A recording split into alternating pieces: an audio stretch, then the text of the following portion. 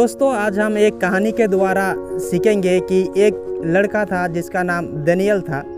उसने अपने जीवन में परमेश्वर को कैसे भूल गया था और फिर से जब वो परमेश्वर के पास लौट के आया तो उसको कौन सी इतनी ज़रूरी चीज़ को छोड़ना पड़ा, उसके बारे में आज हम लोग इस कहानी के द्वारा सीखेंगे। और जब हम लोग उस कहानी का अंत करेंगे तो हमारे जीवन में भी एक अच्छा पाठ हम लोग को सीखने के लिए मिलेगा। चलिए इस कहानी को शुरू करते हैं। एक व्यक्ति था जिसका नाम था दानियल। जब उसका 11th एज हो रहा था तब उसका एक दोस्त ने दानियल को एक जगह लेके गया, सूरी नाम का राजधानी में, जहाँ पे उसको हिप हॉप डांस देखने के लिए मिला। और इससे पहले दानियल ने कभी भी हिप हॉप डांस को देखा नहीं था और ये उसका ज़िंदगी में जो था एक आश्चर्यचकित जैसा था। और दानियल ने जब हिप हॉप डांस को देखा तो उसने हिप हॉप डांस में इतना रुचि नहीं रखा, लेकिन दानियल को ये पसंद था कि लोग हैंड स्टैंड करें और हाथों के द्वारा कूदना दानियल को पसंद था। लेकिन दानियल ये बात को जानता था कि लड़कियां जो होती है वे लोग नाचना पसंद करती है और डांस को पसंद करती है। इसलिए दानियल ने भी डांस सीखना शुरू किया और उसको डांस में रुचि आने लगा। और इसके बाद दानियल जो था वो नीदरलैंड तक चला गया और उसके बाद वो एक प्रसिद्ध व्यक्ति बनकर आया और उसके बाद लड़कियां उसके आगे पीछे घूमने लगी।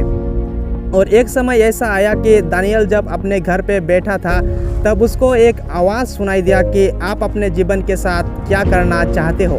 तब दानियल ने सोचा कि ये आवाज़ पवित्र आत्मा के द्वारा हो सकता है।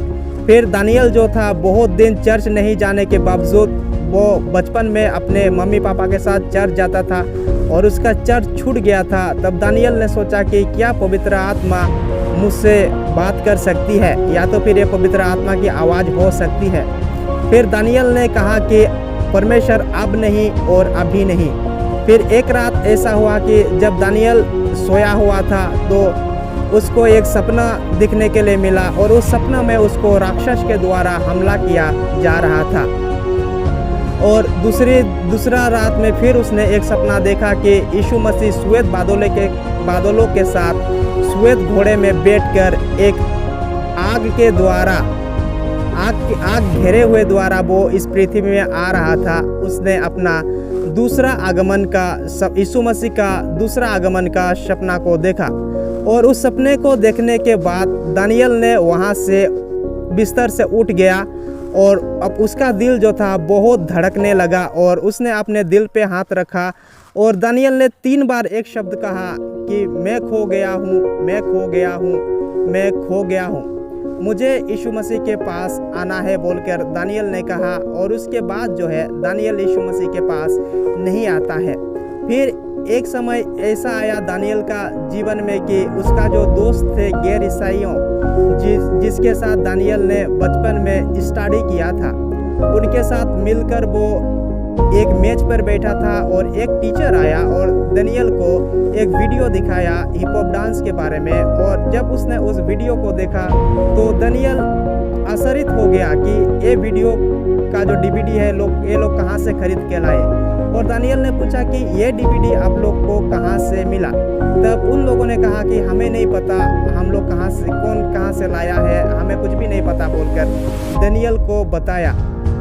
फिर दानियल को ये बात पढ़ाया गया और दिखाया भी गया कि हिप हॉप जो होता है वो एक्चुअली गैंगस्टर लोगों की उत्पत्ति किया हुआ एक साधन है और वो जो है अच्छा चीज़ नहीं है।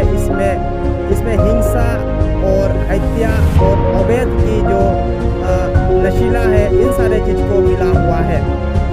और दानियल ने सोचा कि मैं अपने साथ ऐसा नहीं कर सकता हूँ बोलकर दानियल ने इस बात को सोचा।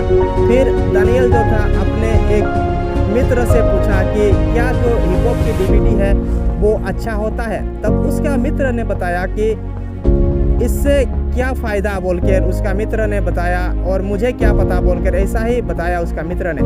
तब दानियल का एक और दोस्त जो था उसने अपने दोस्त के साथ चर्च जाना शुरू किया, और जब वो चर्च जाने लगा और काफ़ी महीने तक उसने प्रार्थना सभाएं अटेंड की।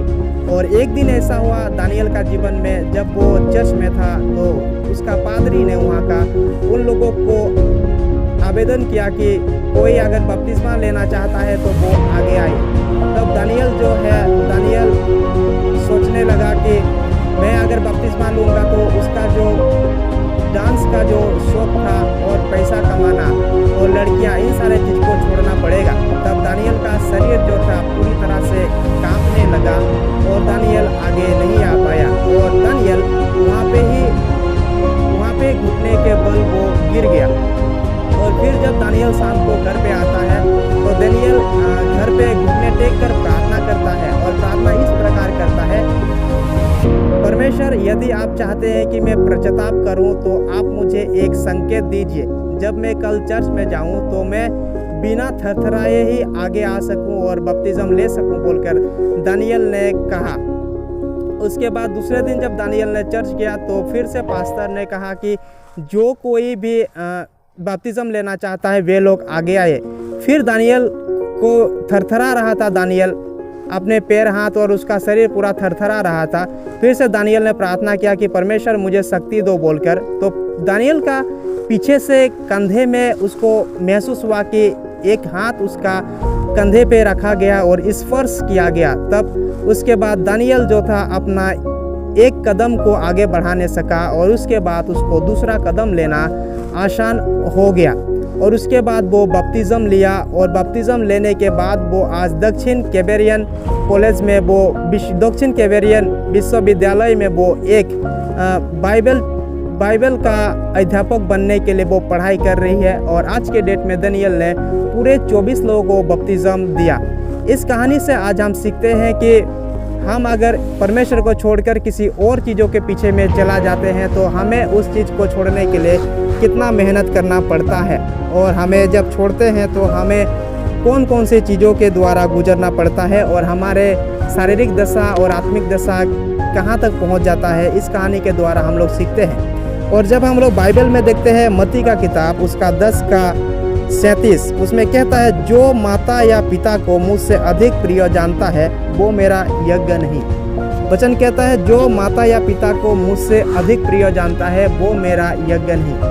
इस बाइबल में अपने माता पिता के बारे में ही डाला गया है, लेकिन हमारे जीवन में कुछ ऐसा भी चीज़ हो सकता है माता पिता को छोड़कर या तो भाई बहन को छोड़कर, जो हम उस चीज़ को छोड़ नहीं पा रहे हैं। अगर हम उस चीज़ को नहीं छोड़ते हैं तो हम परमेश्वर के यज्ञ नहीं बन पाएंगे।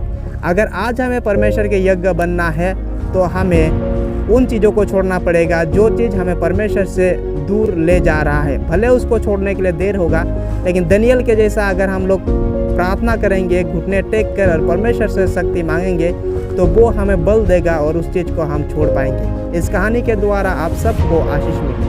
आमीन।